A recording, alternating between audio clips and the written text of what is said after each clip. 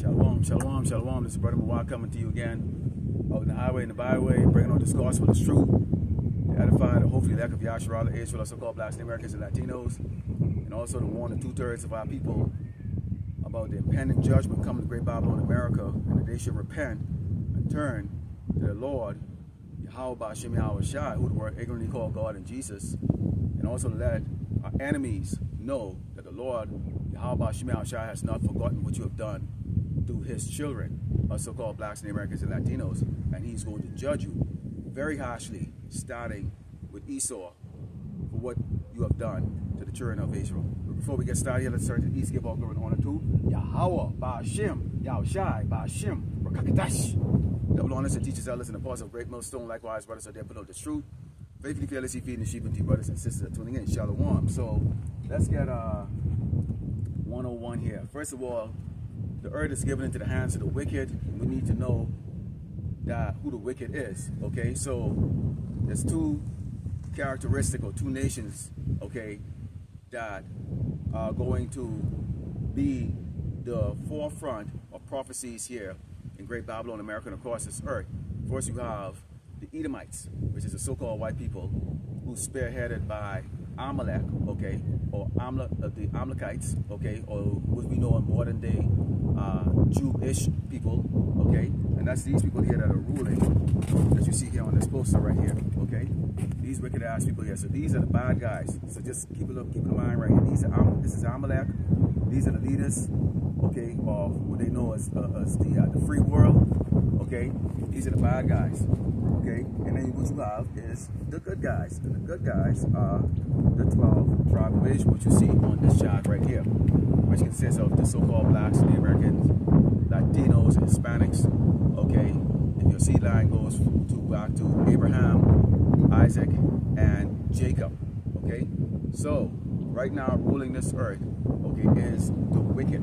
Okay, the Amalekites. Okay, the so-called Jewish conglomerate, and our oppressors, the people that are consistently have their foot on our necks, okay, are the Edomites. Okay, they're all the same, but just like with everything, you have a subcompartmental, okay, of this tribe, okay, with these ones that I just showed you being the ones that have all of the money. They're the short callers. These are the ones that you see own all of the major corporations and everything on this earth. Okay, so but we need to understand exactly who these people are, because you know I was watching some of the camps the other day, and a lot of these cats, a lot of these brothers were talking about the fact that, you know, Yahweh Shai is the only one that's going to be able to take down Esau, which is true, because when you look at Esau's blessing is a sword. I mean, this man has got technology we haven't seen yet, and we're about to see just really how evil these people really are. Okay, when that time comes, when they realize that they can no longer kick the can down the road, so to speak, as the brother from Great Millstone, Amawanga Bar, like to talk about that, using that analogy. They're going to come down with great wrath, and it's already been set up right now. But let's get a history of exactly who these people are, because they're not exactly what you think. Believe it or not, these people who have all this power, who the world worship, okay, have a very different kind of beginning than what they taught you, okay, in their schools of lies. Okay, let's go into the book of Job 30, because we're going to show you just exactly who these people are. Okay, this is the book of Job 30, 7 verse 5, and it reads, "They were driven forth from among men. They cried after them as after a thief." Which is interesting, that one of the things that you hear Jake always talk about, and I'm talking about like Jake's out there in the world, you know, they always mention the fact that this land was stolen, or their identity was stolen, or culture was stolen. Okay, things, or their intellectual property was stolen. So the Edomites are synonymous with being thieves. Okay, and it says to dwell in the cliffs of the rock, in the valleys, in caves of the earth, and in the rocks, which is the reason why you see they make fun of themselves with those Geico commercials where they say it's so easy a caveman can do it. Because imagine you actually dwell in caves, okay, driven out of society because you're a thief, okay, low level, okay, and somehow you have the upright, righteous under your subjection, and the entire earth under your subjection, okay, that creates a sense of pride, okay, and it says, among the bushes they brayed, under the nettles they were gathered together. So these people actually had no real language. This is the reason why you see they use words like cowabunga, you know, gnarly, you know, grunting. Okay, they are the real Neanderthals. Okay, the Neanderthals were like millions of years ago. These people were Neanderthals just somewhere around 700 years ago. Okay, so this is who they are. It says they were children of fools, yea, children of base men. They were viler than the earth. Okay, so think of what's the term you can use? Like a wild boy, like Tarzan. They call them feral. They were like feral people. Okay, feral, meaning that, you know, there was no order in there. There was no order amongst them. Basically, it was every caveman for himself. They have their language or their communication was all about grunting and, you know, stalking down animals. So Esau is a natural hunter. Okay, he's a natural hunter. And it says, continue here, and it says, and that was it. So I just described to you exactly who these people were. So you had some people that was coming up here, and then they kind of saw this, and they saw this, and they turned around. So it's amazing, you know, people nowadays, you have a problem with Jake Sim. Jake Sim don't want to know that the true identity of the oppressor, that he's the devil that the Bible speaks of. Because how do you want to look at the hand that you think is feeding you? In reality, we know the hand that's really feeding us is Yahweh Bashim Yahweh Shai. That's who really is feeding us. Okay, and unless you believe in Yahweh Bashim Yahweh Shai, and he's the one that's gonna save us, then you would actually put all your trust into Esau. Now I'm roughly paraphrasing here, okay, because I can't do a camp without bringing this out. Now what you have here, okay, you know the scripture, pride goes before destruction, okay. Now what month do we have here? We have the month of, we have Pride Month, okay. And now if you look at that, what do you see? Pride, and what do you see? Destruction, okay. So the Lord is going to bring a great destruction on Great Babylon, America, okay, because all this place does is deal with absolute folly. So I opened up and I showed you basically the identification of who the bad guy is and who the good guys are. We are the good guys. Even Jakes out there that smoke dope and do all kinds of stuff, they're good guys. They just happens to be part of a division of Yasharala known as a 2/3 that continuously the Lord has put the spirit on them to be out there like that, because it has to be somebody has to be punished in Yasharala and somebody has to be saved. We trying to make our election sure, to make sure that we can do the work to please the Lord Yahweh Shai Shai. None of us are perfect. We're all a piece of God. We're all a piece of shit. Okay, that's a fact. Let's go into the book of Psalms, because the biggest thing that we need to focus on heavily, okay, is praying for salvation and also praying to Yahweh Shai Shai. You know, whether you're saying it out loud or whether it's thinking that, you know, it's something that constantly roll up in your head along with all the other things, because, you know, we have a conflict of interest in our head because we walk amongst these people, we deal with these people. You have your past, okay, life prior to coming into this ministry, you know, still swirling around your head. You can remember when you was in corporate America, or you can remember when you was doing this or doing that. That's still in the back, that's still in your head, swirling around. You have spirits that are in your mind, just constantly putting things inside your head, you know, and then in your present state, you still have conflicts that's going on in your mind.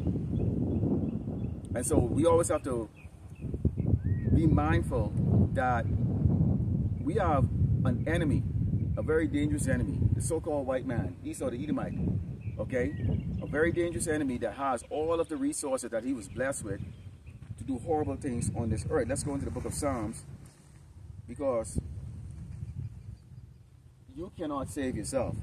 None of us can. Okay, you can put up a good fight. You might know how to, you might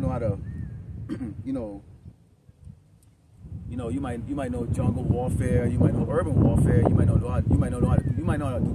how to do a whole lot of stuff. And there are brothers in this who, serving this man, forces and have particular kind of skill set, leadership skills, survival and evasive type skill, but we're not depending on those skills because we know those are only gonna be limited. How far you think you're gonna get with it? Okay, so we're trying to come out of this as unscathed as much as possible. Now, the Lord Yahweh Shai made it very clear He's gonna destroy 2/3. He's gonna bring 1/3 through the fire. When you think about fire, if you walk past a fire, not in the fire, but you walk past a fire, you will feel the heat of it, but you won't get burned. But you're gonna feel the heat of it. If you stand up in front of it long enough, okay, you could probably get minor burns or skin abrasion, from it. But the 2/3 will actually be in the fire along with these other tribes that are here. So they're gonna get burned, okay? Lord willing, we are not part of those that are going to get burned. This is the book of Psalm 64, and so verse 2 it reads, "Hide me from the secret counsel of the wicked, from the insurrection of the workers of iniquity, who whet their tongue like a sword and bend their bows to shoot their arrows, even bitter words, that they may shoot in secret at the perfect. Suddenly do they shoot at him and fear not. They encourage themselves in an evil matter. They commune of laying snares privy. They say, who will see them? Well, we see it, which is the reason why we have to stand on our posts, okay, and do this work.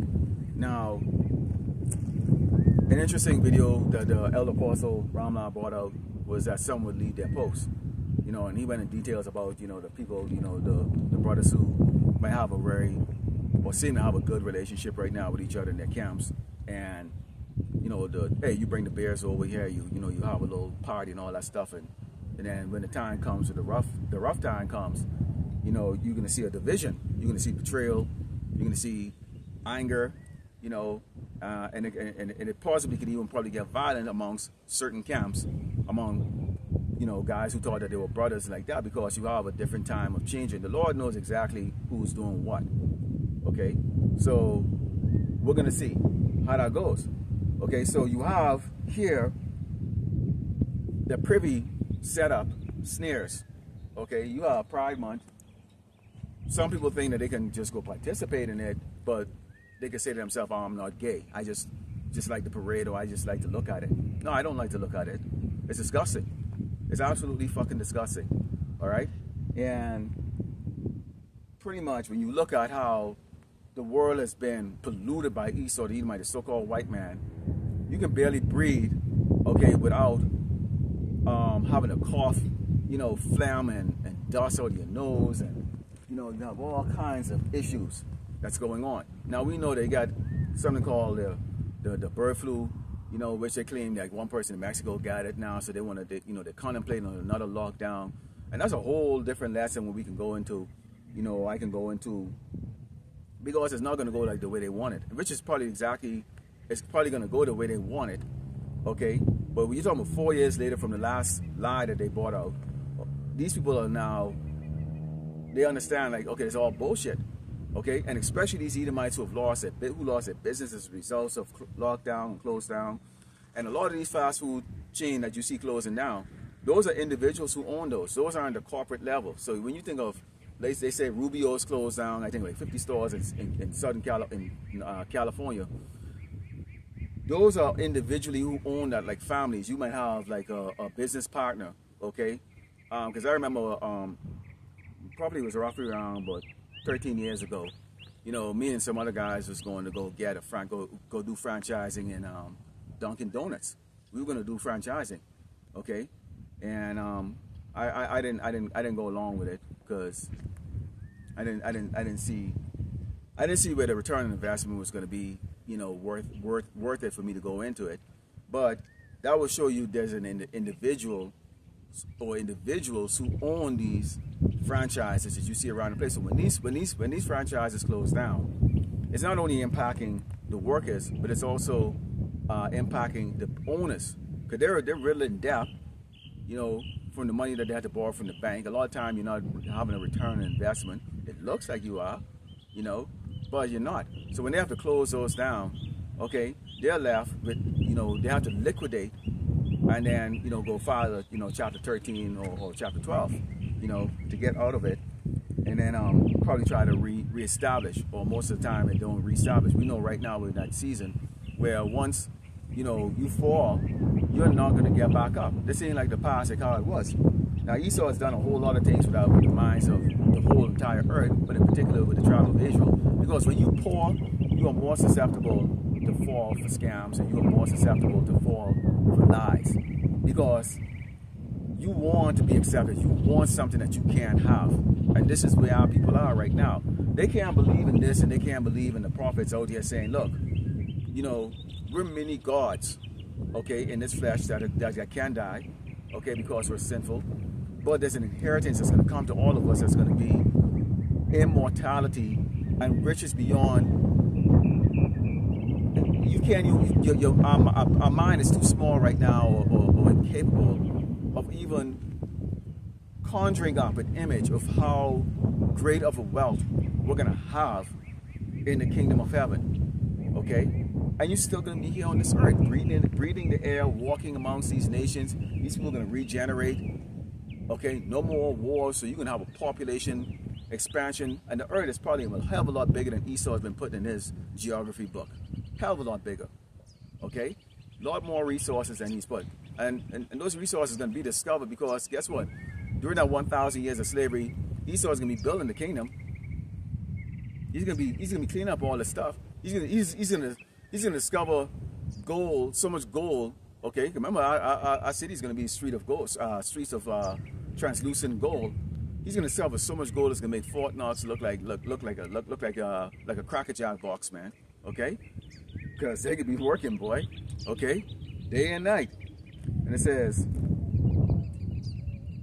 they search out iniquities, accomplish a diligent search, both the inward thought of them, or every one of them, and the heart is deep. So Esau is looking into, you know, how did the Lord do it? How did the Lord create space? How did he create the moon? How did he create the sun? How big is the universe? You know? And since they don't have any numbers, they come with all kinds of BS, like, you know, 15 billion light years and all that stuff, and they have all these like astronomical calculation and stuff. Now we don't actually truly know, okay? We truly don't know, okay? Now, if you go by the timeline of the scriptures, which is one day to the Lord is like 1,000 years to us, and then the whole creation, the whole universe and everything will be right around 12 to 13,000 years, if you look at it, okay? But we don't really know. But we might find out. You know, it might be one of the things that we might be find out too, or we might not be privy to that in the heavenly kingdom. It doesn't matter. What's going to really matter is we get our reward. Okay, that's the focus. And it says, but God shall shoot at them with an arrow, and suddenly shall they be wounded. So they make their own tongue fall upon themselves. All that see them shall flee. So this is what you see going on right now. Nobody's really buying. And we can look at, let's say, America as a central focus of Great Babylon Americas. Well, you can say America, which is Great Babylon America. That's the scripture that describe Mystery Babylon, you know, the harlot, and the one that controls the earth. So people, the rest of these nations right now are balking at this place and saying, you know what, you know that's great. You don't think they don't see the videos of our people on the street? Now you're seeing videos of so-called white people, homeless, drugged out. Because see, the curses are starting with the lower level peasants first, and then gradually going to move up into the upper echelon of these people. So that's why the first fruits of slavery is going to be the elites. These wicked ass guys I just showed you on the poster. They're going to be the first fruits of slavery. So they're going to get that hard labor where they're going to have to turn their weapons into pruning hooks and gardening tools and all that stuff and melt it all down and all that stuff. They're going to be working the hardest because they're going to be in the beginning, okay, of this slavery that's going to start. So it's going to be very, very, very harsh for them, okay? And as things get more established, you know, let me see how I can say it. For those, for the brothers who've actually, you know, served, you know, a lot of you used to probably, you know, depends if you're in the Marines or if you're in the Army, you might have built a forward operation base, what they call a FOB. So when you do that, there's a lot of work that goes into it. Now you have the next wave of service members that might come up to that FOB while you leave. And I'm talking about brothers who've been on deployment. They come into it it's much easier. You have porta johns already established, water running. You know, there's a system in place. But in the beginning part, man, you know, your meal for the first couple of weeks is going to be just MRE. That's it, just MRE. You're not going to have, you know, a cooked meal because the kitchen hasn't been established. So this is how it's going to be for these elites. Okay, they're going to have to get the tools, okay, and then they'll be told where to go and start doing the excavation and digging up. They're going to have to clean up all the dead bodies, all kinds of stuff. So they're going to have the most brutal part of slavery, you know, in the beginning.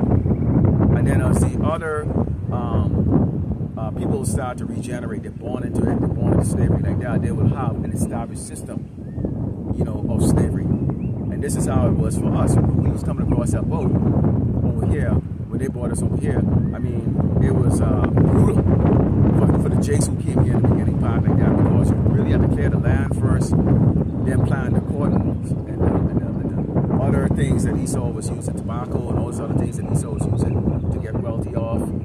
Okay, now when you had children, those children was born into something that was already established. So you basically start them off from young. This is what they're going to be doing, and then, you know, generation after generation, it goes through forth like that. Of course, you regenerate back again into slavery, and it's going to be a little bit different. You don't remember, but it's going to be a little bit different than it was from the first set of slaves that came over here that had it very, very, very difficult. Very, very difficult. So the attrition rate or the mortality rate was very, very high. Okay, and I know I kind of went on with that, but I had to kind of bring that out. Okay, because when we look at one of those snares that Esau uses, using these other camps, and when I say other camps, I'm talking about the IUIC, Wi-Fi, and in particular, I'm going to focus on IUIC, because this scripture, actually, what I'm about to read to you, or this precept I'm about to read to you, really identify IUIC, okay, and what they're doing, okay, and this is the book of Proverbs, 28, and verse 3, and it says, a poor man that oppresseth the poor is like a sweeping rain, which leaveth no food. What they're doing is really oppressing the poor.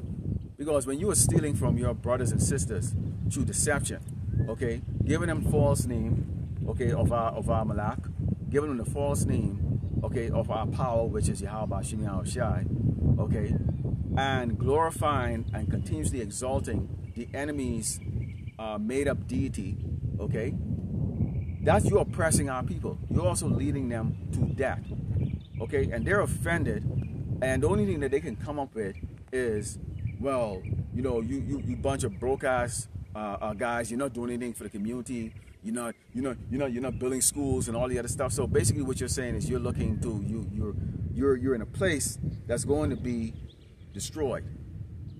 You've always been at the bottom in this cauldron, but what you're looking to do is establish, okay, communities, and you're trying to help, okay, people that continuously need help. You cannot solve the problem of so-called blacks and Native Americans and Latinos, okay? It cannot be solved. No amount of money can solve it. Let's say Esau was to cut a check right now for all the so-called blacks and Native Americans and Latinos here, okay, who were impacted by slavery. What do you think they're going to do? They're going to spend it right back to Esau's establishments. They're not going to turn around and say, gee, you know what, why don't we... Nobody's going to remember to build a community or own a stores or own a business to say, hey, let's have these other nations come to our stuff now. Let's have our own gas station. No. They're going to go buy 10, 15 cars a piece, a big old couple houses, and throw all the money right back to Esau.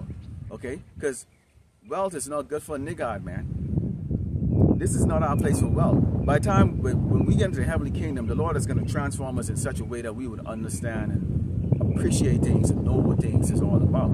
Okay? And we're not going to be slaves. We're not going to be working like that.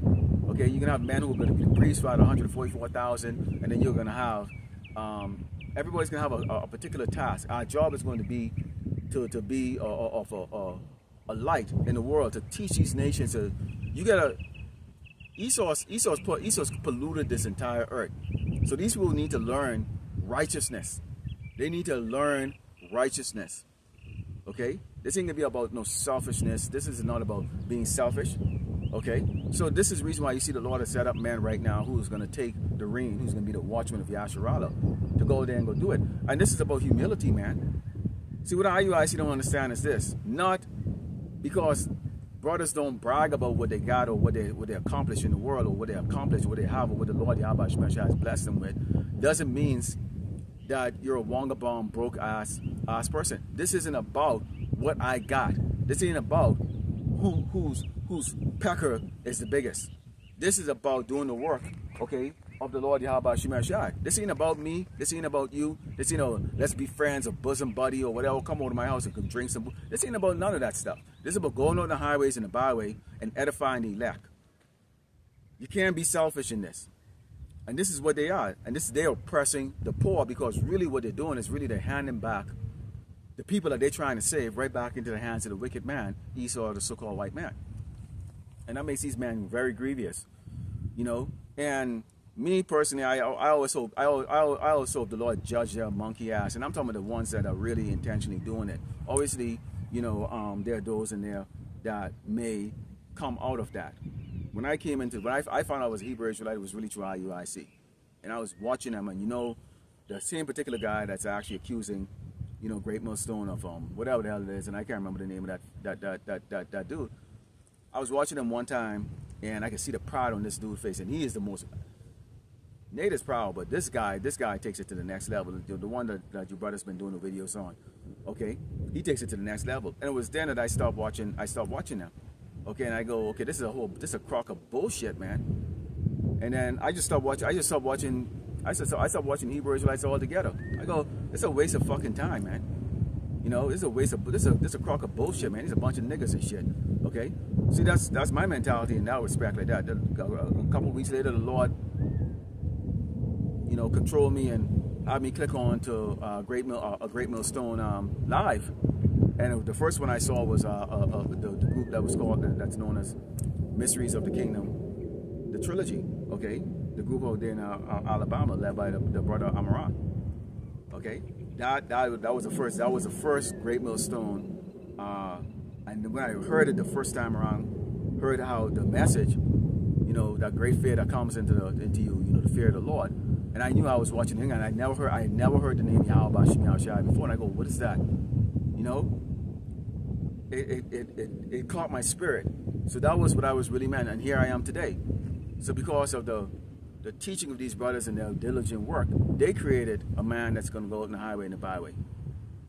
This isn't about no selfishness or whatever the case like that. Each and every brother in this ministry has some type of skill that they could probably have a stack. And if the Lord wants you to have a stack, he'll give the stack to you. Okay, he gave Esau the whole world, so you don't think he can give us a stack if he wanted to do it. So that just shows you how Esau watches weakness, and Esau will only approach weak Hebrew Israelites. He will only approach weak men. So you men at IUIC, you leaders, you're weak. Okay, you're weak.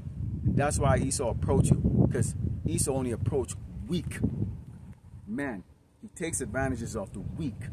They don't mess with the strong. Okay, they're not gonna make that attempt. Let's go in the book of Jeremiah 23, because you got a false prophet again. I think I saw a brother put up a video. Can't remember the name of the brother. And was asking basically, IUIC, you're not afraid of the judgment the Lord is going to give you for speaking boldly against what he has established, which is the truth, okay, amongst the prophet. I mean, the fact that they can boldly come out and proclaim a false deity name, you know, in their salutation with no fear. I mean, that is a wicked ass spirit, man. I don't, you know, we have that humility and the fear of the Lord, Yahweh Shemeshah, to not even try. You know, when you have these thoughts in your head, really evil thoughts in your head, you know, circulating around like that, it's like, why is this stuff in my head? But this is part of the battle. You hope you can do the right thing and the Lord doesn't put you to death. You know, you hope you don't offend the Lord. You hope, you know, but we're in this weak flesh, you know, so. But these guys, they roll with no fear whatsoever. This is the book of Jeremiah 23 and 32. It reads, Behold, I am against them that prophesy false dreams, said the Lord Yahweh Shemashai. Do tell them and cause my people to err in their lies, and by their likeness. See, by their likeness. Meaning what? They think it is a joke, man. You know, they get all kinds of like, and you can bring out edification in a lot of ways like that. I make movies. I make mine some more like movie like the other brother Zan does it. Other brothers does it. Other way you have I can't remember the name his name out of North Carolina. He does In the News. But you know, it's you know, it's we try to cater to a different audience or the different sheeps, because some sheeps have different personalities. Every sheep have a different personality, so they might like the way this guy talks or the way this guy speaks or the jokes and stuff like that. And that goes all the way from the elder apostle all the way down. You know, brothers would probably crack a joke or make a way to do it, and there's nothing wrong with that as long as you keep it scriptural and, you know, and keep it edifying. Okay, but they making it light. The fact that they actually pushing out the name of that false deity, Jesus, who's not even a deity. It's a made up construct, man. Okay, the fact that they, you know, now they're resolving to, like, you know, finances. The Lord can make them broke, put them in a situation where they might have to go on the damn bridge and try to friggin' go on and asking somebody, hey man, you know, remember that movie Menace to Society, where that friggin' doggone crackhead come walking and say, hey man, you get anything, man? I'll suck your dick. You know, that the Lord could put that spirit on them. Take that, strip them right down to that, the way they under the damn bridge, sucking the damn begging somebody to begging a motherfucker to suck the damn dick to eat. So don't get proud, man. Okay? Don't get proud, okay? Keep in mind, remember Bobby Brown used to have millions of dollars when he had that album, Don't Be Cruel. And next thing you know, some chick filming him sleeping on the damn couch. Now he's back out of that, but still, nonetheless, that just shows you how things can go. All right, and it says,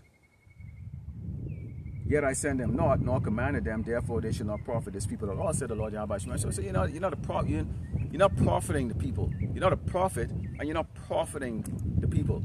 Okay, so what are you? You know, now people obviously, you know, the people that follow them either gonna come out of it eventually and see them for what they are, or they're gonna be just drawn into that. And the reason why they're drawn into that is they're drawn into the flashiness and the bullshit. If you like bullshit, you're gonna be drawn to IUIC and some of these other weirdo camps. If you like bullshit, if you don't like wasting your time and you like a return and investment in your time, you're not gonna go deal with it like that. And so that's what you have is a lot of the weak-minded jakes. Them, you know, they quick to reach in their wallet and, you know, flush these guys with money, you know, because they like that entertainment. So all they really are is just basically Christianity church, really, with fringes on. Okay, and even worse, okay, because even Esau don't even friggin' are gonna use his Christianity church, okay, the way he's using IUIC. Let's go into the book of Deuteronomy 10, verse 14, because everything belongs to a higher power, which is Yahweh Shemashai. So once you can keep that in mind, then you understand that who's really actually in charge. This is the book of Deuteronomy 10, starting with verse 14, and it reads, behold, the heaven and the earth, and the heavens of heavens is the Lord Yahweh Shemashai, thy God, the earth also, with all that are therein. So all of this belongs to Yahweh Shemashai. He just gave Esau time to rule on it. Okay, that's what he says, the earth is given into the hands of the wicked. Given, basically, yeah, I'm giving this to you for now, but this is going to be taken back from you very violently, and it's going to be given over to these people who I really love. Okay, and it says, only the Lord Yahweh Shemashai had a delight in thy fathers to love them, and he chose a seed after them, even you above all people, as it did this day, which is us, the true biblical Hebrew Israelites, the lowly on earth right now, the ones that men despise. You know, all these tribes despise. Nobody can believe that, you know, men like us are going to be the next rulers of who we really are. Yes, so these are the elites, they know who we are, but the low-level people don't know who we are. We don't give a shit about what a damn, you know, low-level 95 cracker freaking. I just saw one just run by just now. Okay, you think I give a crap? You think his opinion matter to me? His opinion matter less than freaking the doggone dog shit I seen over there. Okay, I don't care about his opinion. We're not out here. You people are already dead. Okay, you people are already dead. Your own king don't give a crap about your ass, that you're strapping, friggin' deaf, you're friggin' doggone fat, you're overweight, okay? You got all kinds of health issues and stuff like that. You think men like us actually give a fine crap what you think, okay? This is kings or gods, lowercase gods, speaking to these doggone wicked ass doggone devil here, boldly, and we're letting them know we're gonna put our hands on you in the kingdom, pursuant to Jeremiah 16:16, where we're gonna come from the fathership, okay, in our God power state, okay, and we're gonna lay paws on you and put you into slavery, okay, and that's just gonna be the beginning of your doggone nightmare. You will comply, okay. This is who we're dealing with. We're not dealing with you doggone y'all ain't shit, all right. It's just that simple. You just don't know it yet. You're finna find out though. And it reads, circumcise therefore the foreskin of your heart and be no more stiff-necked. For the Lord Yahweh Shemashah, your God, is gods of gods and lords of lords, a great God, a mighty and a terrible, which regarded not persons nor take a reward. So see, the Lord doesn't give a flying crap. And we're talking about the Most High, the Yahweh Shemashah. He does not give a crap. When you say he don't give a crap, I mean, you can't even fathom how much the Lord Yahweh Shemashah don't give a doggone crap. He don't give a crap. You don't have to. Excuse Salakia. You don't have to. He doesn't have to do. He doesn't have to. He doesn't answer to nobody. He has no competition. Okay. So imagine we have that. That's our power. He sees us as his favorite, and you see what he's done to us. Okay. This is what the power has done to us for being bad. And we deserve every single bit of it. And this is about to get worse for the 2/3. Lord willing, I'm not part of that 2/3. Okay? And I prefer my death to be very quick if I have to die. Okay? But that's the power. That's the power we deal with, who actually can do that. And he loves us. So imagine what he's going to do to nation, to creation that he created for vanity, and then especially the one that he created and he absolutely hated, which is you doggone Edomites, you so-called white people, man. You really have no clue what is coming for you. Let's go into the book of Amos, because contrary to what popular belief, you know, and you Edomites are completely wasting your doggone time. Why are you even getting up on Sunday to go to church? You're wasting your doggone time. Y'all should be stopped. Y'all should be having a great fun here in Great Babylon, America. You're not gonna be saved. This is your kingdom, and you don't know it. See, y'all been bamboozled by your own doggone kings, man, who got y'all food and plate. So a lot of y'all wasted your doggone time worshiping a picture of Caesar Borgia that has no power or ability to do fuck for you, man. Y'all could have been having a whole lot of damn fun. You know, the true zest of life, this is all you got. Your next life is going to be slavery, brutal hardcore slavery, over and over and over again. This is the book of Amos 5 and 18, starting verse 18, and it reads, woe unto you that desire the day of the Lord, Yahweh Shemashah. To what end is it for you? The day of the Lord, Yahweh Shemashah, is darkness and not light. So you really want that? You really want to see him right now? Okay. Now our concern has always been, you know, are we worthy to even be saved? But yeah, so you love these Christians. They'll be singing a song there. Oh, what a day of rejoicing that will be when we all meet sweet Jesus. We will sing a song of victory. Really? Because we know the true name of the Lord, the Malak, okay, which is Yahweh Shai. Now, in the scripture, it reads Jesus, okay, but it says the exact same thing, whether you read it in the King James Version or you read it in the New Translation Version or any of the other version. It says the exact same thing. He's angry. The Most High is angry. So I'm trying to figure out, even you don't know the name, yet still if you read just God and Jesus, it still says the exact same thing. They're angry. They're coming back for blood. Okay? Jesus is coming back for blood. So where y'all getting this shit from? Man, I hate fucking flies, man. Huh? Whatever the hell that gnat or whatever the hell that fuck was, man. Okay? Hate that shit. And they'll try to fly in your mouth, man. Okay, where y'all getting that from? It just says right here, it's going to be a terrible time. Okay, terrible time, you know, not one that you really want to deal with. Okay, it says, as if a man did flee from a lion, a bear met him, or went into the house and leaned his hands on the wall, and a serpent bit him. Shall not the day of the Lord Yahweh shall be darkness and not light, even very dark and no brightness in it at all. So this is how this is how it's going to be for especially for people who the Lord has not chosen. Okay, it's going to be that. So why in the hell would you want to really want, okay, to meet the Lord when you are not mentally or when you are not spiritually prepared for that? Okay, so Christianity teaches a whole lot of nonsense in that respect like that, because the Lord is not coming back. He's coming back to deal with the earth, in particular the wicked, in a very, very grievous way. Let's go into the book of Leviticus 26, because this is a terror of the Lord on disobedient children. Okay, this is a terror that the Lord brings on disobedient children. This is the book of Leviticus 26. It's down verse 13. And it reads, I am the Lord, Yahweh Shai, which brought your God, which brought you forth out of the land of Egypt, that ye should not be their bondsmen, and I have broken the bands of your yoke, and made you go upright.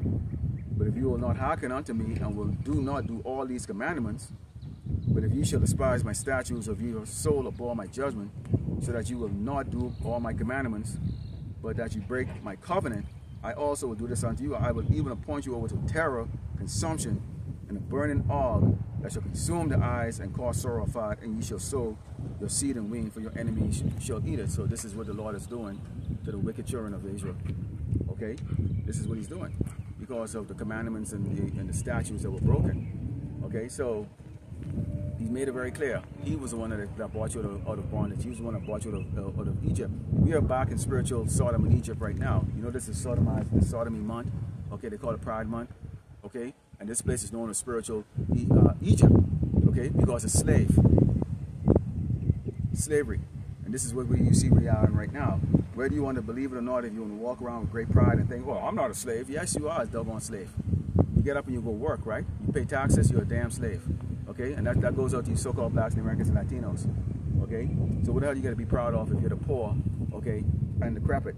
It says, and I will set my face against you, and you shall be slain before your enemies. They that hate you shall reign over you, and you shall flee when none pursues you, which is exactly what you see happening right now. You have Esau, okay, what? He's slain, he's the one that slays us, and he's the one that's over us right now. So who's over us? The so-called white man. It ain't the doggone Chinese. It ain't the Arabs. It's a so-called white man, okay? And it says, and if you will not, yet for all this hearken unto me, then I will punish you 7 more times for your sins. So you've got brothers and sisters that turn back to the Lord Yahweh Shai. There's 1/3. There's 1/3 on this earth. No matter how you look at it, whether we know if it's us or not, that's why we say hopefully that 1/3 of Yasharal is going to be saved, irregardless. It doesn't matter. 1/3 is going to be saved, 2/3 is going to be destroyed. And we don't have any say in who is going to be saved or who's going to be destroyed. So none of us can beat our chest and go, well, you guys, y'all going to be destroyed or whatever. No, we should say, basically, you know, we hope we're not part of that to be destroyed. This is what's going to happen if you're a wicked ass doggone Hebrew Israelite. You're going to be destroyed. And we got to hope we're not that. Okay? So none of us can speak bold and proud. Okay? Just like no man in this ministry, I don't care who the hell you is, can put the spirit on a brother or take it off. You can't. You can't do it. Worry about your own salvation and do the work. That's it. Keep it real simple. All right? Don't beat your doggone chest. Don't beat your doggone chest out because, you know, you seem to be, you know, well liked or whatever the case is, that, or well liked or established in the ministry. You still we all have a stake in this. Every single from the lowest, what is considered the lowest level, to whoever want to give themselves a title. We all have a stake. Okay, so there it is right there. The Lord made it very clear in how he's going to deal with, okay, the disobedient. Let's go into Hebrews 10 and verse 31, because I don't think people have an understanding of exactly who Yahweh Shemashai is, okay? And it always describes him as being very, very terrible. So much so terrible, you have the angels who are around, who see him, and see him as he is in his glory, true form and glory, trembling. So imagine if we were to see him in his true form. We can't. Okay? We can't. This is the reason why he doesn't come and directly punish us. He actually has, you know, people or flesh beings that are like us actually deal with us. Esau, the Edomite, the so-called white man. Okay, so he doesn't send like some glowing beings that, you know, if you shoot at them, you know, the bullet go right through their body, or go right through them because they don't really actually have a body. You know, he doesn't send those type of beings to deal with us. I mean, you imagine you see something like that. You know, they don't even have to even touch you. You're ready to drop dead from fright. Okay, this is Hebrews 10, verse 31, and it reads, "It is a fearful thing to fall into the hands of the living God." Yeah, it is. It is. Now we got judgment. We got judges. We got judging this truth. We got all kinds of issues going on. You got brothers with back problem. You got hand problems. Sometimes you get injured. Sometimes all kinds of other stuff. That's part of the chastising we get. Okay, we do get it in measure. We don't get it harshly. Okay, where you completely obliterate. But it's a fearful thing to fall into the hand of the Lord Yahweh Shemashai. Very fearful. And this is something that IUIC and those camps, they don't consider it that, because they actually really don't have any fear. That is astonishing, man. That is astonishing to say the least. Let's go into Second Corinthians and 4. Because see, Jacob blinded. Okay, Jacob blinded said, this is book of 2 Corinthians chapter 4, verse 3, said, "But if our lost will be hid, it said to them that are lost, and they are lost. We're all lost, but now we're found. We're all in darkness, now we see light." And it says, "In whom the God," which is Esau, yeah, Esau, you're a God. You're a lowercase God too. Okay? "Of this world have blinded the minds of them." Mind, see, mind. Okay? You'll accept this homosexuality crap, you'll accept this twerking, you'll accept pride, you'll accept just everything that Esau puts out there, because why? He's got your mind. You know, he's using media, he's using his literature, anything that he can use. They come even physically, you know, to you.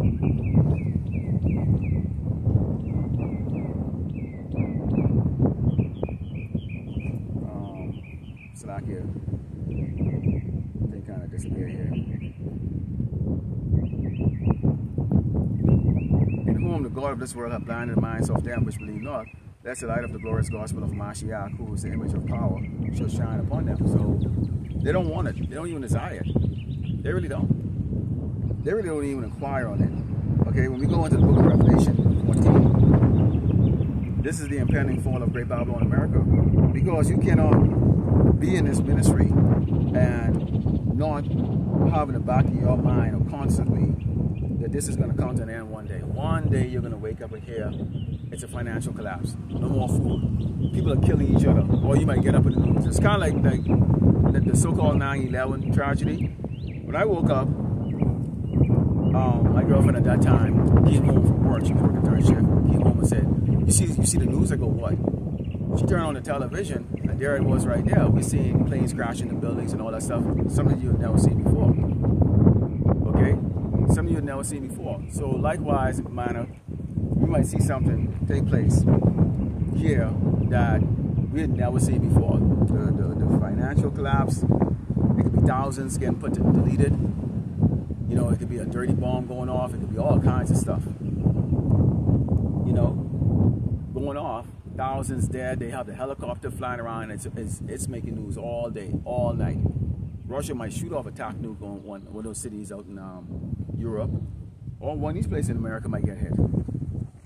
Okay, the Lord might send an earthquake so great, earthquake here in a place where earthquake is not usually happening here. Okay, killing thousands of people. We have now seen it.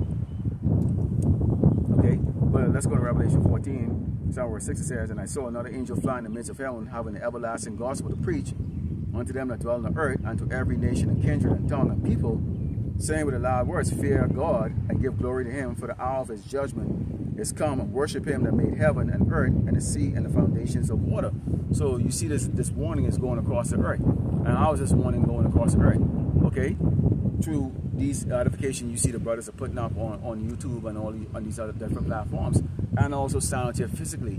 Now I've had several people walk by, you can't see them in the background, and they turn their head and look the other way. And that's fine.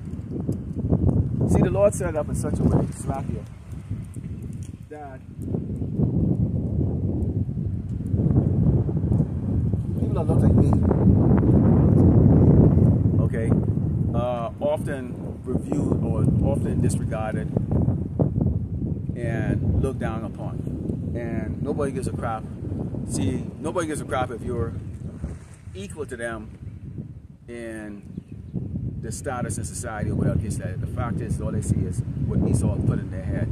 It's a black man, which apparently nobody knows the color black, okay?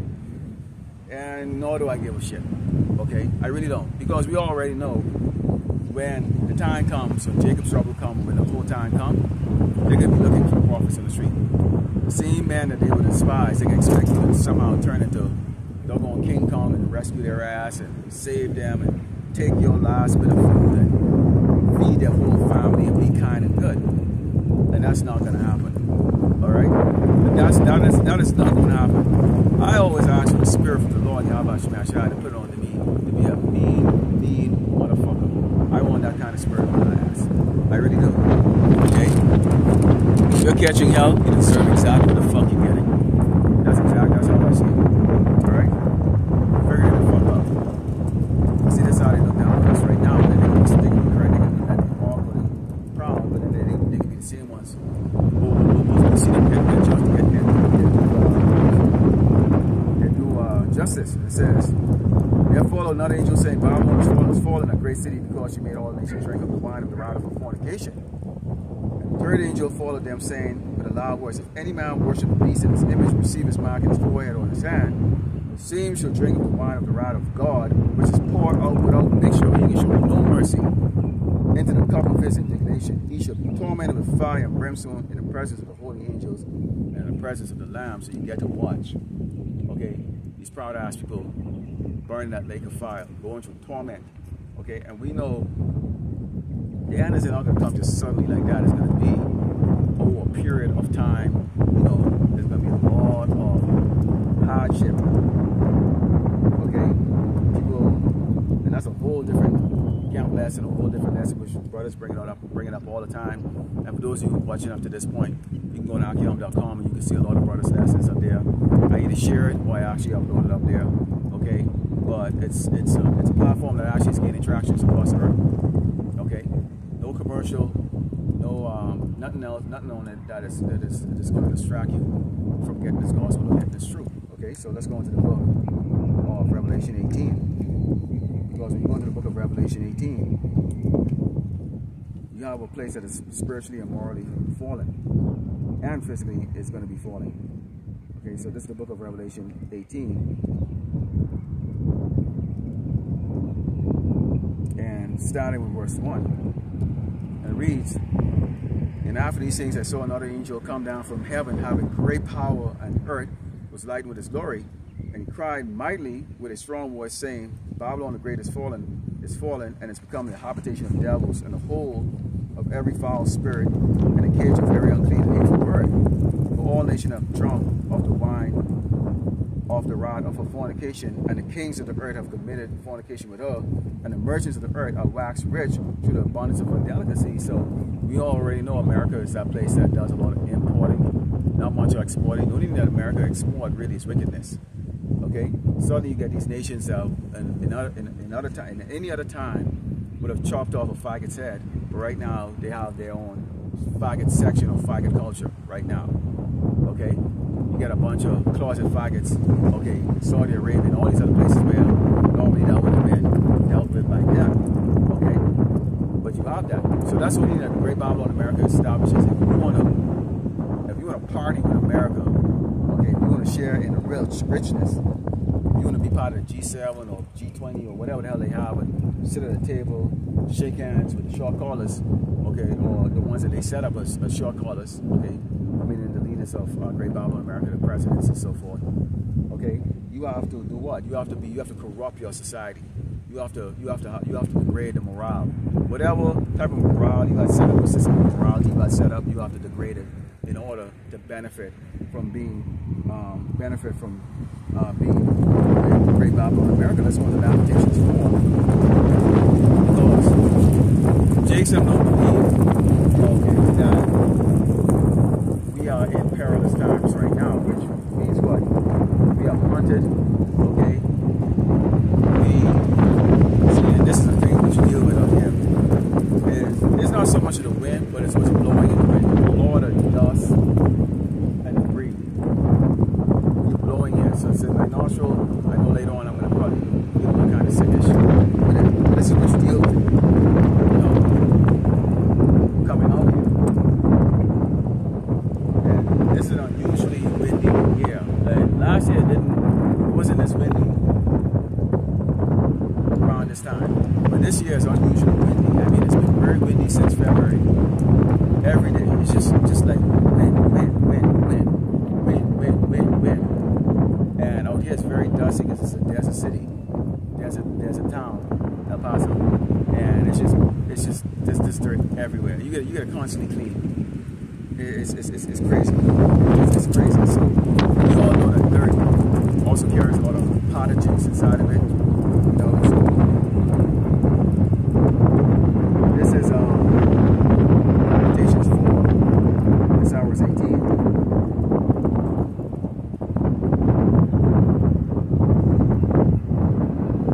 Book of Lamentations 4, hours 18. It reads, "On our steps that we cannot go in our streets, our end is near, our days are fulfilled, for our end is come. Our persecutors are swifter than the eagles of heaven, they pursue us upon the mountains, they laid wait for us in the wilderness. The breath of our nostril and the anointed of the Lord Yahweh Shemashah was taken in their pits, whom we said, under his shadow we should live among the heathens." Okay, so we live under the shadow of the heathens. We live in Great Babylon, America. We live in Great Babylon, America. But there is actually a protection on the children of Yasharala here. Okay, in particular the 130 elect. There is a protection, even though you live in a very harsh condition. You know, you're being hunted, you know, either physically or you're being destroyed, you know, economically, you know, or a combination of both. Yes, still we're still under the protection. Okay, because if Esau already had his way, we wouldn't be alive. If Esau had his way, you think he would allow this? You think he would allow us to be out here? Nah, he would already send some people out here to do what they like to do best, which is silence you permanently. Okay, it says, "The bread of our nostrils," Salakia says, "Rejoice and be glad, O daughter of Edom, that dwellest in the land of Oz, the cup also shall pass unto thee. Thou shalt be drunk, and thou shalt make thyself naked. Punishment of thine iniquities accomplished, O daughter of Zion. You will no more carry thee away to captivity. Which is thy iniquity, O daughter of Edom. You will discover thy sin." So now we're going to a time and a period where you have the house of David being built, while simultaneously you have the house of Esau, you know, being diminished. The wicked is being diminished. Okay, exposed. Which is creating division amongst them. Okay, because they have no honor, no integrity, no dignity, no nothing. Okay, so you have the righteous right now revealing, okay, the works of the wicked. And that's what we do. We reveal the works of the wicked. See, we don't give this man any rest. We're not going to let you get away with the fact that you got us in slavery, what you've done to us, and the things you've done to us. We're going to come with and say, see, we're not doing it for the purpose of marching or some political agenda or whatever you say that. It is to have our people aware of the damn devil that is that the Bible speaks of, and it's also biblical that you were going to take us into captivity, kill us in the streets, and do a lot of horrible things to us because the Lord Yahweh Shemashah has allowed you to do that. So this is why we let everybody know. So in this case right here, there's nothing for us to gain out of it. We're not out shopping the rest of these guys, you know, and they use Manu the Coon together and Jason had to keep marching for every doggone thing. And when you see horrible things start taking place here, you know, shit hit the fan, you know what Jake's going to go do? Somebody's going to say, hey, you know what? Why don't we go there and go march? And a lot of these doggone Edomites are now going to join them, okay, to go march. And they're going to get put down on the street because Esau is going to establish, hey, stay the hell in your damn house. UN troops are going to be driving around in tanks and shit and APCs. And they ain't gonna be playing, man. They can be telling you get off the street, or they can start opening fire. And when they open up fire and they start slaughtering the first hundreds of people in the streets, and them dead bodies are all over the street, and people witness and see that, that's when you're gonna see things change here dramatically. Of course, you know the people are gonna retaliate back, and it's just gonna be the society that you know is just no longer going to be there anymore. Nobody's gonna see once the government turns to that type of tyrannical format, all bets are off, and people are going to turn around and realize the law that has been established, you know, is no longer in place. If the government can just kill a citizen just like that, then the people are going to say, well, screw it. And that's what you're going to see is going to be taking place here when it turns into a complete bloodbath. When you see bodies just lying all over the damn place, and the birds are coming from the sky, eating it, the vultures, they're stinking. It's going to be a situation, and this is going to change dramatically. And we feel like this is going to be happening very sooner than later. It's going to happen here in America sooner than later, and it's going to be a sight that people can't see. Remember, we saw in Genesis 27:20, saw that let's make it very clear, he see the rich lights. Okay, in fact, let me get that, because again, you see Jake, the things that's going on, you think it just happens to be, you think it just happened now with Jake shot in the street, just coincidental? No, man, this man has always hated you. So he set up the system in such a way, and set up these centuries, okay, to have the mindset to delete your ass, man. It's always been that way. Because why? When you go to Genesis 27:41, what does it say here? You can't get past this. It says, and Esau hated Jacob because of the blessing, wherein his father blessed him. And Esau said aside, the days of mourning for my father's hand, then I will slay my brother Jacob. So Esau, the Edomite, the so-called white man, is going, he has his eyes set up on slaying the 12 tribe of Israel, so-called blacks, Americans, Latinos. The Latinos are not exempt. They're not exempt. Okay, now you've been probably seeing more so-called dark-skinned man or the so-called black man getting the brunt of it, but you're also going to get it too right now. They've been setting you up as the boogeyman, you know, coming across the border, which we know that there's real boogeyman coming across the border, but y'all that's a boogeyman. And they've actually lowered your status as the boogeyman as just a thief, someone that's a freeloading piece of shit. So how do you think these Edomites are looking at you right now? You think they're looking at you all like nice and, oh, you're an upstanding citizen? No, they're looking at you as a doggone low-level piece of crap, even though you might have a nice house and a nice car, even more than these Edomites. And these Edomites are not going to give you credit for your education and your work that you've done. They're going to look and think that the government gave you that house, and because of the government policy of giving of helping you freeloading Hispanics and Latinos, that somehow you were able to get ahead of them like that, which creates that covetousness and jealousy and that murderous mindset that these Edomites have, because they feel like they're entitled. You know what? They're kind of right, because this is their kingdom, and they actually should have had the big house and the cars and all that stuff. They should have. They really should have. If Esau had done this the right, you go in Dubai, United Arab Emirates. They import all of their workers from like the Philippines, India, Pakistan, all over the place, and they do all the work, menial work.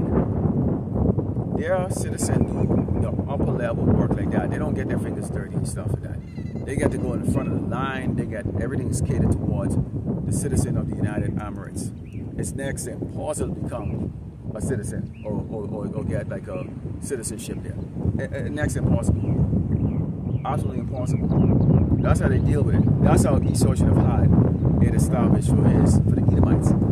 They shouldn't be doing manual labor and freaking living on the bridge and on drugs and all that stuff like that. But that's what happens when you have the world into the hands of children. And the Lord gave the world into the hand of the wicked, who are basically children, which is Esau, the Edomite, so-called white man. Let's go to the book.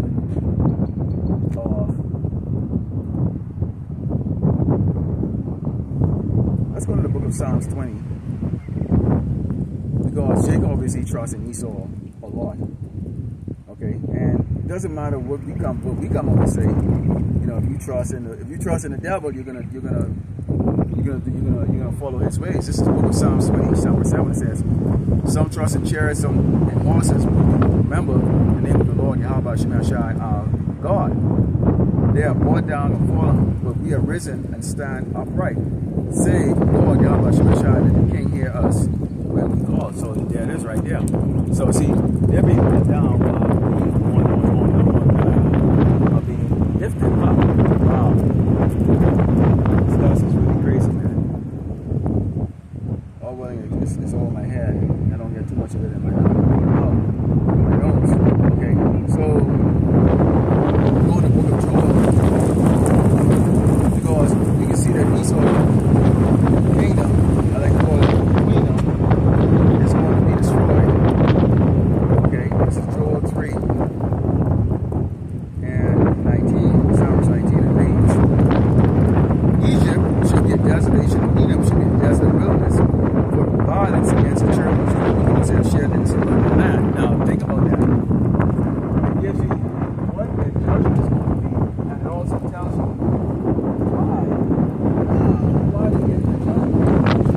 Give me 1 second here. Give me 1 second. This time.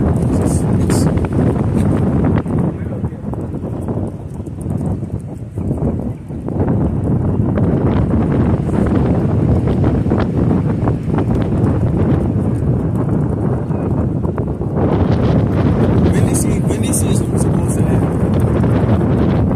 Again in June, June 8th, and it's just windy all the time on here, man. All the time. It's just like so windy. And like I said, this wasn't like this 2 years ago when I came out here. It wasn't like this. It was windy, but not to this length of going into the summer months. It's just crazy out here, man. It's not here. All right, let's go.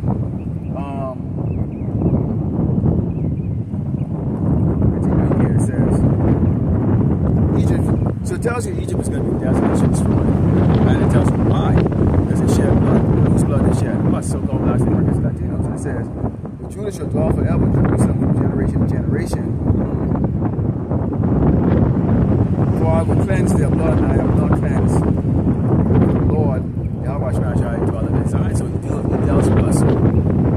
At the end of the day, we're going to be established forever and ever. And Esau is going to be destroyed. He's not going to be established forever and ever. So keep in mind that everything that Esau is dealing with right now is for a short period of time. These elites already know that. They're panicking like crazy. They understand that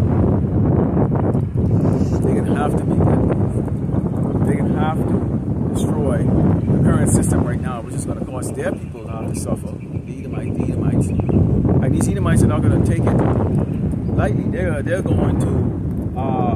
going to turn to the sword, man. They can turn to the sword.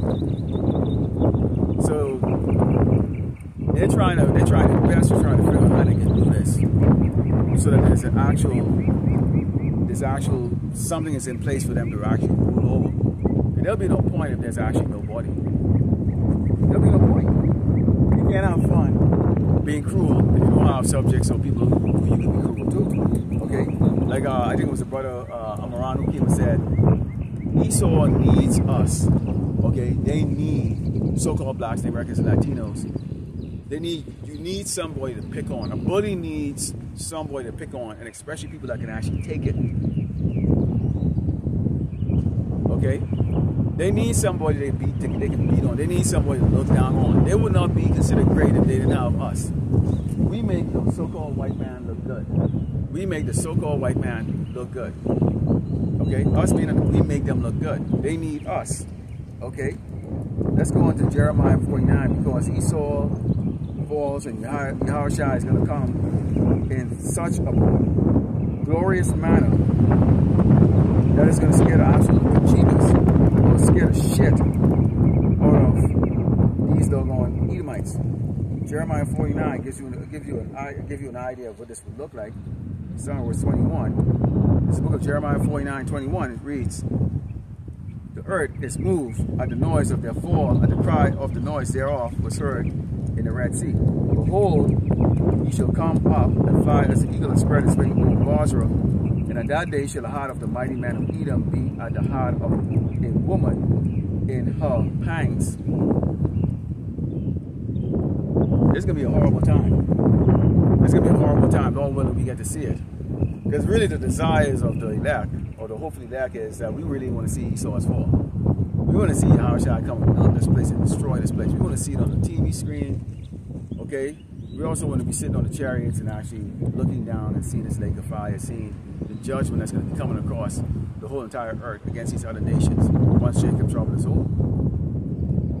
We want to see that. That's our desire. And our desire really is we really want to see the fall of Esau, the so-called white man. We really want to see it. Okay, let's go to Jeremiah. It's not yet. Jeremiah 51 and Psalm 53, because you see Babylon is going to be spoiled. I mean, this place has got a really terrible judgment that's going to be coming to it. Okay? This book of Jeremiah 51, Psalm 53 says, though Babylon should mount up to heaven, and though she should fortify the height of her strength, yet from me shall spoilers come unto her, said the Lord Yahweh Shai. So America has always had, like, what, they have the Patriot missile system, they got all kinds of systems in place. They're like, you know, we're badass, nobody can penetrate us. Yes, yeah, you can't be penetrated. And in fact, that's a fact right now. Who's going to penetrate Great Babylon, America? Russia. Okay? The Lord is going to send Russia. It says, a song of cry coming from Babylon, and great destruction from the land of the Chaldeans. Because the Lord, Yahweh Shemeshai, had spoiled Babylon, destroyed out of her great voice, and the waves who roar like great waters, the noise of their voice is uttered. Because the spoiler is come upon her, even upon Babylon, a mighty man had taken every one of their bows is broken, for the Lord Yahweh Shemeshai of recompense should surely requite. So the Lord is going to have it in such a way that none of the technology is going to work.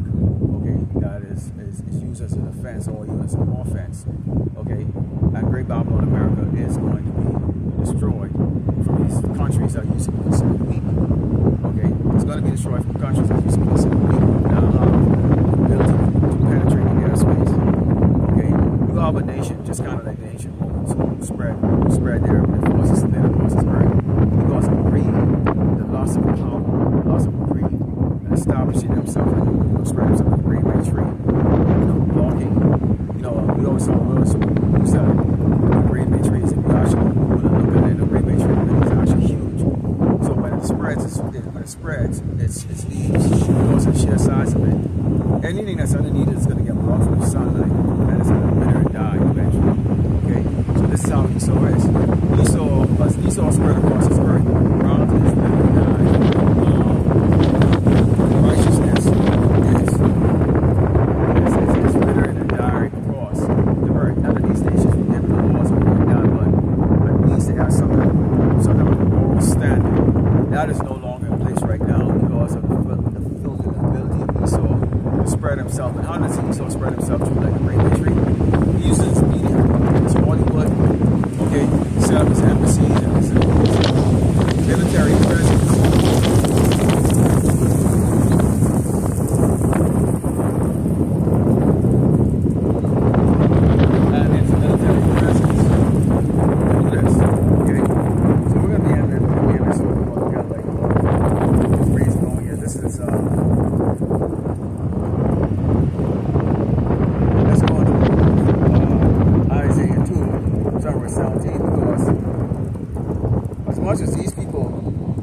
That these guys, you think that they're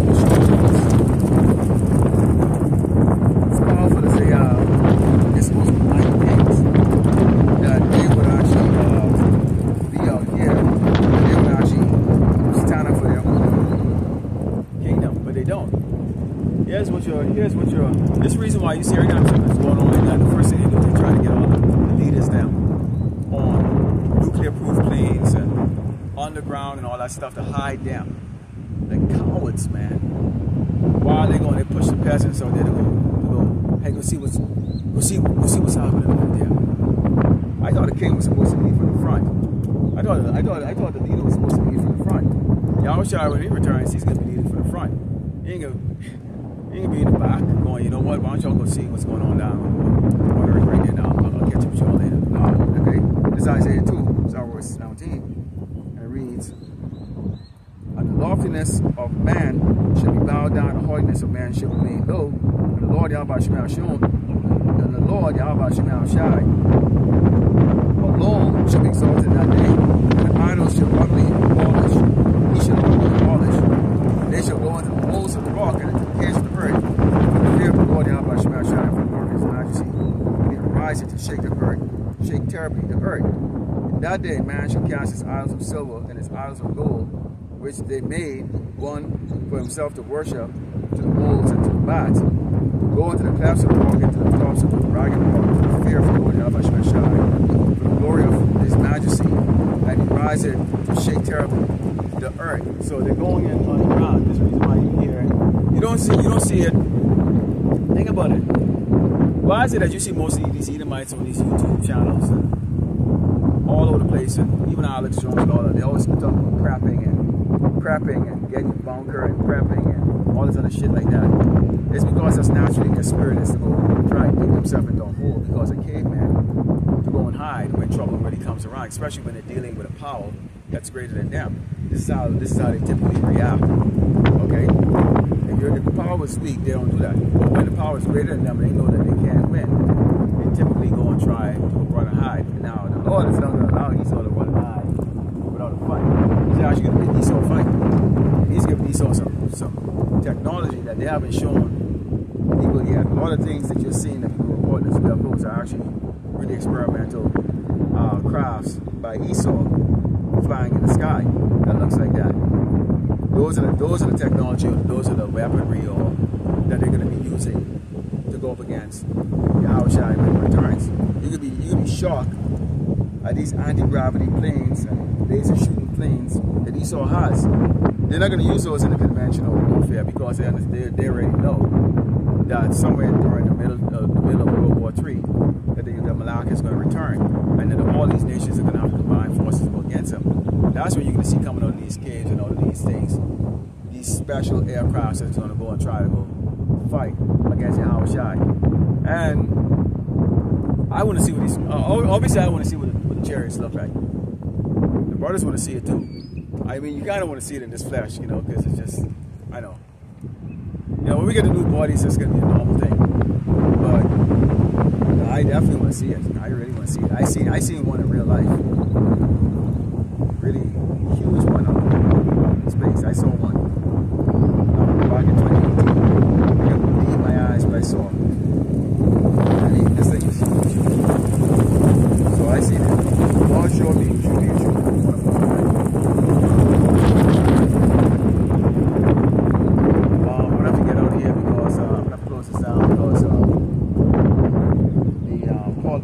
The dust level is getting really high here. Let's go into let's go to Jeremiah 50, and starting with verse 22.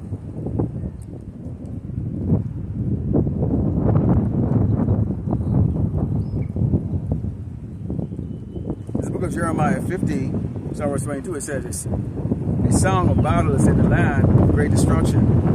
How is the hammer of the earth, cut asunder, broken? How is Babylon become a desolation amongst the nation? Because the Lord is going to be bringing that desolation to bring Babylon America. It says, I have made a snare for thee, and thou art also taken Babylon. Thou wast not aware, thou art found and also caught, because thou hast stripped against the Lord Yahweh Shai. Those snares are basically arming Esau to the teeth to destroy himself. Okay? Having him go against basically creating seditions among them own self. You got these Edomites, they're divided, man. They're divided. If you have an Edomite right now, I can guarantee right now, low-level Edomite comes in and go, what are you talking about? Of course, I'll go into the Hebrew Israelite and go to the 12 tribe, and I'll ask them some questions to establish if they're an Edomite. I'll try to feel their spirit. And if their spirit comes and says, they reveal that they're an Edomite. And if I speak about the destruction of Great Babylon America and about, you know, the slavery and oppression like that, of course they start to get offended. But you know when they change their mind?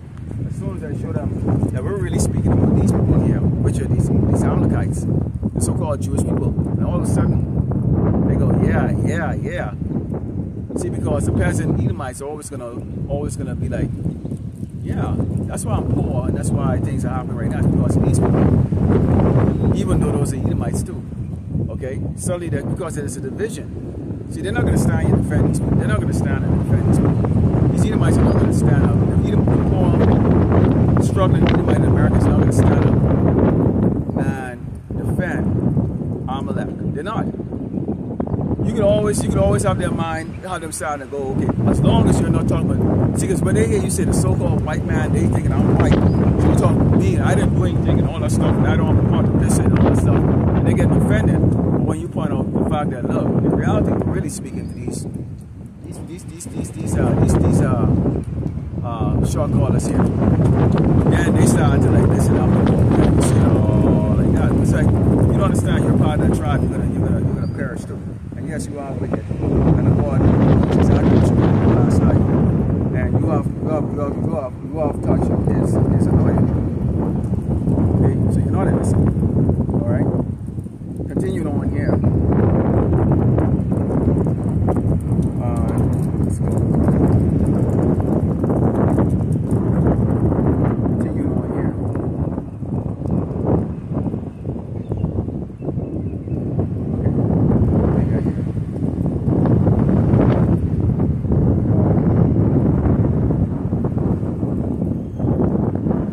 Back here, we got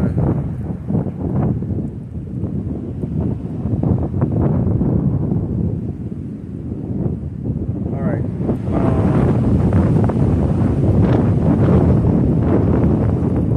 Okay, we got like an issue going on here as far as bringing out. I don't know what happened. I got. All right. So you got the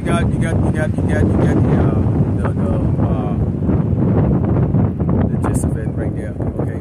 So there it is right there. So this is where we're at right now. We're getting to that time where Lord Yahweh is going to destroy this place. Before that takes place, we have a series of judgments that's going to be going through, and the brothers, you know, bring it out in different lessons. So if you're coming across this video for the first time, you know, you got to be diligent in understanding who you are, who the Lord is, what He has in store for us, what He has in store for our enemies, and be studious about it. Don't waste your time watching a bunch of BS and all that stuff. That's not going to do anything for you. And then, when all hell breaks loose, now you're looking for the prophets to teach you. We're not going to be on here forever. We're not going to have our presence on YouTube forever either. Okay? So if you don't get it, that's too bad for your ass, because you know what? You're playing games. Okay, and you know was one that the Lord Yahweh wanted to save it to begin with. Okay, so with that, I'm going to turn to the east, give all glory and honor to Yahweh, Ba'Shem, Yahushai, Ba'Shem, Kaftash. Double honors to teachers, elders, and apostles, great millstone, likewise, brothers, so they put out the truth. Faithfully, fearlessly, feed the sheep, and you brothers and sisters, doing it in Shalom.